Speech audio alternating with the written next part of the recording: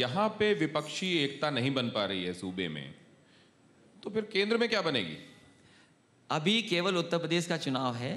उत्तर प्रदेश की चुनाव में जनता ने मन बनाया कि भारतीय जनता पार्टी का सफाया होगा यहाँ से। और जहाँ तक दिल्ली का सवाल है, वो लड़ाई बड़ी है, बाद की बात है। लेकिन जातिगत समीकरणों का जब जिक्र होता है तो इससे पहले जो भी ऑपोजिशन की तरफ से मुद्दे उठाए गए, नुमाइंदगी की बात हुई कि कई ऐसी जातियां हैं जिनकी नुमाइंदगी नहीं हुई, नाराज़गी है। तो अभी हाल ही में जो मंत्रिमंडल विस्तार हुआ तो उसमें तो सारी नाराज़गी दूर कर ली गई। अब बीजेपी आश्वस्त है कि जितनी नाराज़गियां थी वो दूर हो गई और इसका अच्छा प्रभाव देखने को मिलेगा चुनाव में।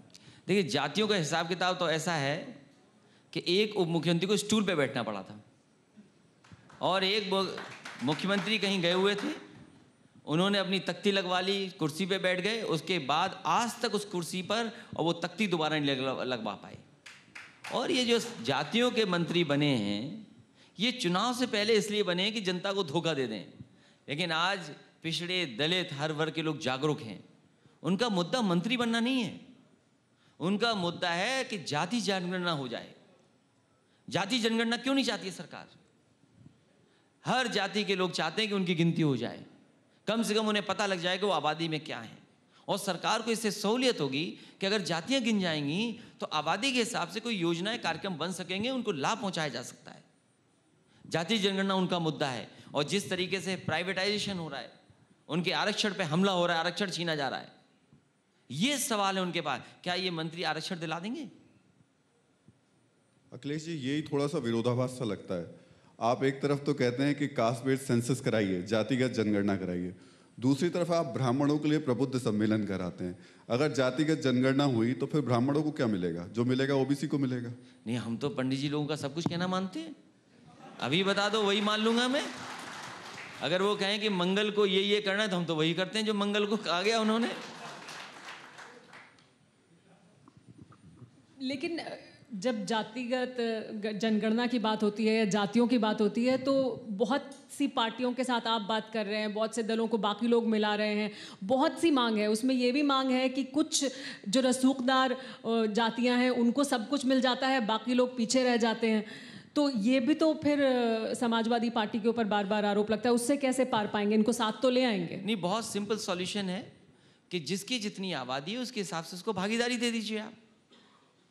और समाजवादी पार्टी ने करके दिखाया कि जिस समय समाजवादी पेंशन लागू हुई थी उस समय आबादी के हिसाब से जो जितना है उसको समाजवादी पेंशन दे करके दिखाया था।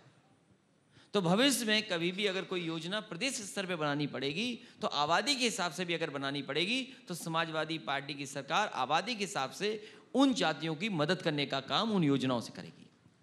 अखिलेश जी, ये बात बार बार पॉलिटिकल पार्टीज कहती हैं, जिसकी जितनी संख्या भारी उसकी उतनी हिस्सेदारी। ये बात ठीक है, समझ में आती है। लेकिन हमारे जैसे पॉपुलस देश में जहाँ इतनी पॉपुलेशन है, तमाम समस्याओं के मूल में जनसंख्या दिखाई देती है, हमारे नेता जब ये बात कहते हैं तो साथ में वो बात भी दिमाग में रहती है क्या कि ये थंब रूल अगर हम लेकर चलेंगे जिसकी जितनी संख्या भारी, तो इतनी बड़ी जनसंख्या वाले देश का होगा क्या आगे?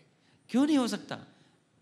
सवाल ये है कि संसाधन आपके पास हैं, आपको संसाधन ही तो बांटने उनको।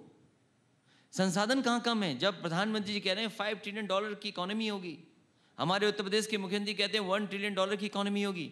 $1 ट्रिलियन इकोनॉमी का मतलब है आप जिस जाति को चाहोगे उसको जो योजना बना करके लाभ देना चाहोगे वो दे दोगे। मैं तो कहता हूं कि जब देश में आपके अपने बजट से एक्सप्रेसवे बन सकते हैं, कोई सोचता था कि अपने बजट से बन जाएगा? ईपीसी मॉडल के 2 बन रहे हैं एक्सप्रेसवे यूपी में। ये समाजवादी पार्टी की देन है कि स्टेट के बजट से एक्सप्रेसवे बनाए जा रहे हैं और उसके बाद दिल्ली की सरकार बना रही है स्टेट बजट अपने बजट से। तो जब एक्सप्रेसवे 50,000 करोड़ के बन सकते हैं, 1 लाख करोड़ का एक्सप्रेसवे बन सकता है दिल्ली से, तो पैसे की कहाँ कमी है? फिर तो किस बात की कमी है? संसाधन की कोई कमी नहीं है। फिर तो केवल संसाधनों को सही तरीके से उन तक पहुंचाने की बात है। अड़ी सोमवार से शुक्रवार शाम 6 बजे सिर्फ TV9 भारतवर्ष पर।